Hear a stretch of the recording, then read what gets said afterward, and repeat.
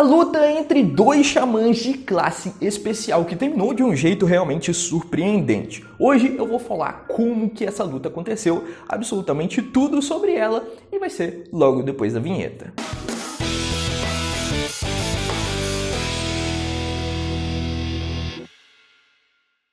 E aí galera, Lucas Dias na área para trazer mais um conteúdo de Jujutsu Kaisen e vai ser um resumo da luta entre o Kenjaku e a Yuki. Mas antes você tem que entender o que aconteceu. Na verdade, o Kenjaku lutou um pouco antes contra o Chozo e foi um massacre. O Chozo levou porrada o tempo inteiro. Mas o objetivo do Chozo nem era mesmo derrotar o Kenjaku, e sim fazer com que ele utilizasse alguma técnica. Porque até então ele só estava utilizando a manipulação de maldições e maldições bem fracas, nem estava utilizando as maldições mais fortes não, para você ver a diferença de nível de poder. Mas no fim o Chozo conseguiu fazer com que o Kenjaku utilizasse uma habilidade de gravidade, que foi capaz de defender o próprio Kenjaku.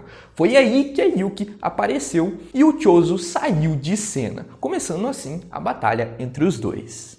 A gente começa essa luta com o Kenjaku dizendo que procurou sim saber sobre a habilidade da Yuki, porém ele não conseguiu absolutamente nada do alto escalão, ele não sabe qual é a habilidade da Yuki, só sabe que ela conseguiu um título de xamã de classe especial, portanto ela com certeza é muito forte e por isso ele invoca uma maldição do exterior, uma maldição de grau especial e que tem o poder de remover qualquer obstáculo, uma maldição que reage ao conceito da técnica do alvo e assim se defende e remove qualquer obstáculo. Porém, a Yuki não tá com medo, faz do Garuda uma espécie de bola de futebol, mete o bicudão e simplesmente esse golpe despedaça completamente a maldição que o Kenjaku acabou invocando. Em seguida, a Yuki parte para cima e já conta qual é a sua habilidade, e é massa. Revelando então o seu poder, ela dá um baita de um soco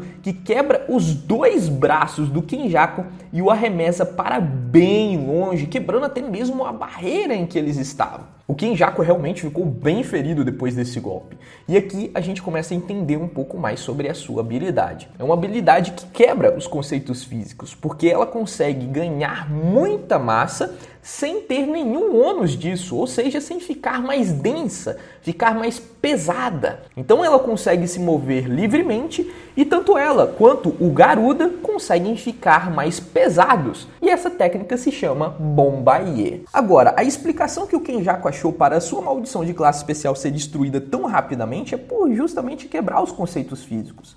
Aquela maldição não conseguia reagir a algo que ela não compreendia. Portanto, ela simplesmente achou que ia receber um tapinha e levou um tiro na cara, impressionando até mesmo o Kenjaku com isso, que por mais que tenha levado um dano bem grande, conseguiu utilizar a técnica reversa e se curar completamente. Do lado da Yuki, ela está justamente interpretando também as habilidades do Kenjaku. Ela sabe que o Kenjaku é alguém que já tem 1000 anos, ou seja, ele tem uma técnica capaz de fazer com que ele habite outros corpos. Ele tem também uma técnica do Geto, isso é a sua segunda habilidade inata. Agora ele tem uma habilidade de gravidade, que é a sua terceira técnica inata, e provavelmente ele tem também uma técnica derivada do Uzumaki. Mas, segundo a Yuki, provavelmente a técnica derivada do Uzumaki é de uso único. E como ele se defendeu utilizando a gravidade de um golpe que nem é tão forte assim, ela acredita que a gravidade não seja de uso único, seja realmente uma habilidade dele. Sendo assim, a Yuki supõe que ele esteja escondendo ainda uma quarta técnica inata. Já do lado do Kenjaku, por ser de classe especial, ele acredita que a Yuki ainda possua um outro poder de alta liberação e que ela ainda não mostrou, fazendo com que os dois achem isso tudo um saco. Afinal, eles precisam pensar muito para não ser pego desprevenido nessa batalha. E bom, o plano da Yuki é fazer com que o Kenjaku use sua expansão de domínio e fazer assim com que ele entre em um estado de exaustão depois da expansão de domínio e conseguir realmente resistir à expansão de domínio do Kenjaku. E para fazer com que esse plano dê certo, ela pretende aumentar a distância entre os dois. Porém,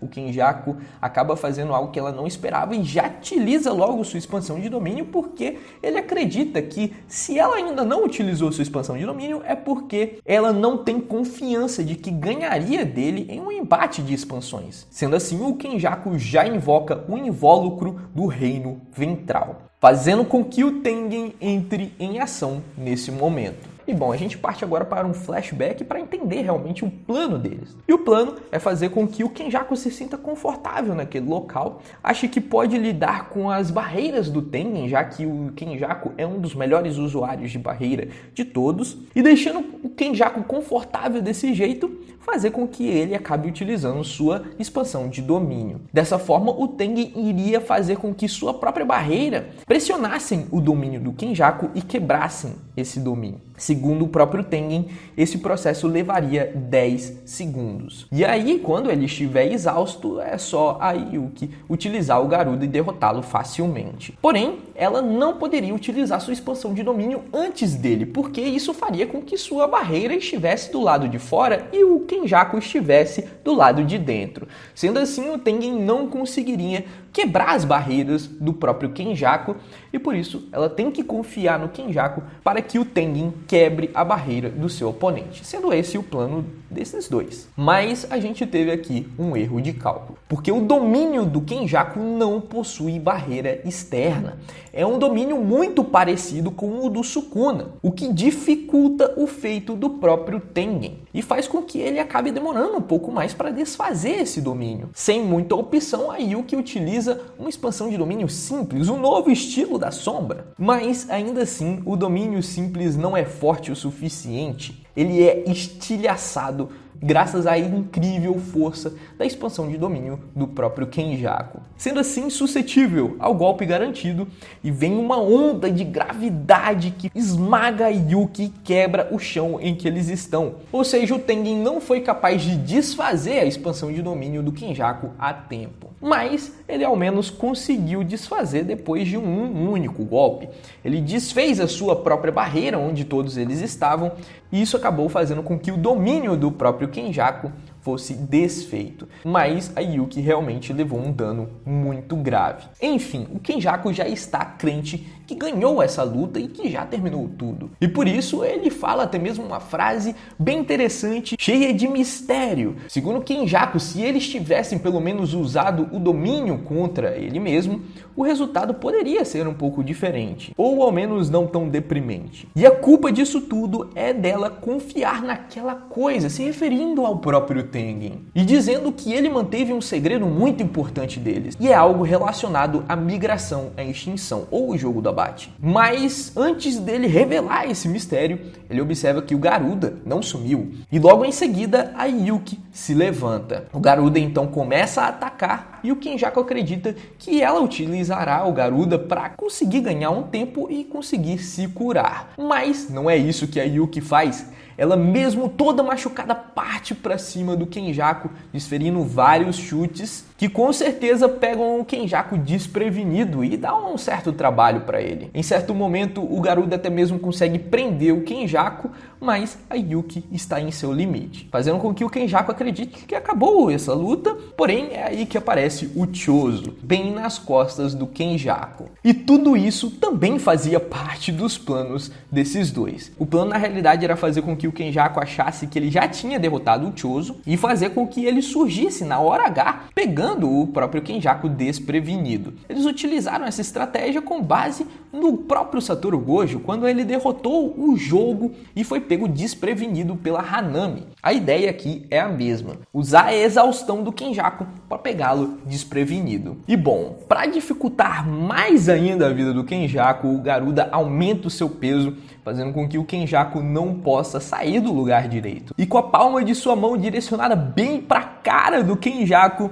o Chozo diz que agora é a hora de matar o papai. Dispara o seu golpe mais poderoso, porém, ainda assim, o Kenjaku sobrevive. Utilizando uma tática de boxe, ele consegue desviar um pouco e ainda utilizando a parte de cima do seu crânio, que dá uma rodopiada, o que diminui o efeito do golpe do Chozo, o Kenjaku consegue sobreviver. Porém, ainda não acabou, porque os dois estão bem perto do Kenjaku e começam a lutar 2 contra 1 e ainda com o Garuda preso em seu corpo. Ainda assim, o Kenjaku consegue ali diminuir os danos, consegue lidar um pouco melhor e em certo momento a Yuki se afasta um pouco para curar os seus ferimentos e isso foi o suficiente para enfraquecer o Garuda, dando tempo então do Kenjaku conseguir sair daquele local e finalmente se mover mais livremente. Porém, agora curada, a Yuki também consegue utilizar o Bombaiê de forma muito melhor. E utilizando o Garuda como um chicote, ela simplesmente destrói completamente aquele local. O Chose ainda tenta acertar com mais uma flecha de sangue, mas ainda assim, nenhum dos dois consegue acertar o Kenjaku, porém eles não desistem e partem para cima.